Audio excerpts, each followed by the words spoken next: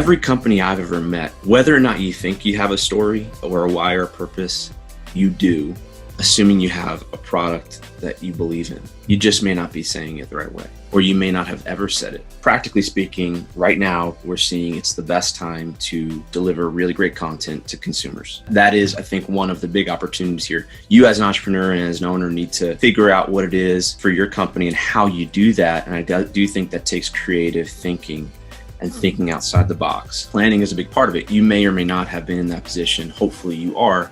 But even if you're not, you have this opportunity, you have to have the ability to take advantage of it. You need to have some money to be able to spend on it, although I don't think it takes that much. But let's say you have those things, your true colors do come out, right? And so we believe it's one of the best places to build your brands because that's a good thing, right?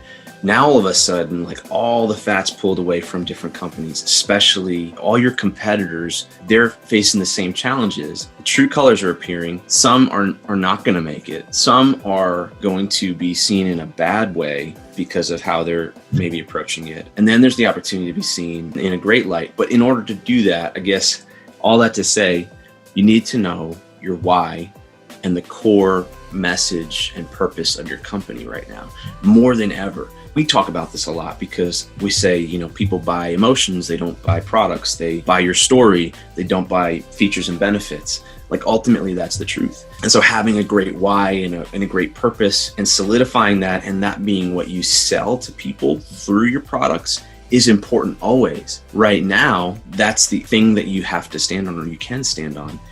To your point, I think a lot of companies, especially when you start out small, the reason you made it through the first phase of surviving as an e-commerce business was no doubt because of your passion and story. All the companies that we've seen be successful have that underlying passion for the customer, passion for their products and what they do, to the point where it's a little geeky, right? But I think what happens is, as you're growing, I think it's pretty easy, and we see this a lot, to focus on acquisition conversion, right? You get very focused on running ads and campaigns and just acquiring customers, getting them to your store, driving them through your different channels, and you're just focused on the conversion. Once that starts working and it, you hit that tipping point, I think it's pretty addictive, right? You're just spending and driving, right? But I think one of the benefits or one of the positive things to come out of the current situation is that, back to the point you were making earlier, is now asking yourself the question, what do my customers want to hear? If we're talking about content and building your brand, I think it's almost a really positive reset or refresh to think,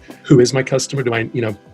Are they top of mind? Rather than me focusing on my funnel and getting people to my site and converting them, it actually is immensely valuable to focus on the customers you have and understand who they are, what their needs are, and what they want. And one of the beautiful things, we talk a lot about the value of having a healthy direct-to-consumer channel is, whatever business you're in, our point of view is that it's critical to have that. But having that direct channel to the customer in times like this is, we know businesses that are hanging on or alive only because they followed advice we gave them and invested in that channel. But having that direct line to the consumer is really an asset, right? You're building a database of customers, people that you've got a direct relationship with, that care about you, want to buy your products and want to continue buying your products. And then all the other benefits that come from that, right? Learning about what they need, what new products they may want, how that might inform, how your brand develops and your product development. But all that to say is that I think that for a lot of people who are saying, I don't know what I should be talking to my customers about, that's a problem, but that's okay, because I think it can take us back to the roots. It can,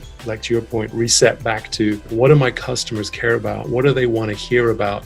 I think is fundamental. One of the benefits of what we're going through right now is focusing business owners, entrepreneurs, and e-commerce merchants to focus on the customers they have and ask those questions. I think that's immensely positive. For more information and ways we can help your business, head over to metacake.com. Thanks, and never stop growing.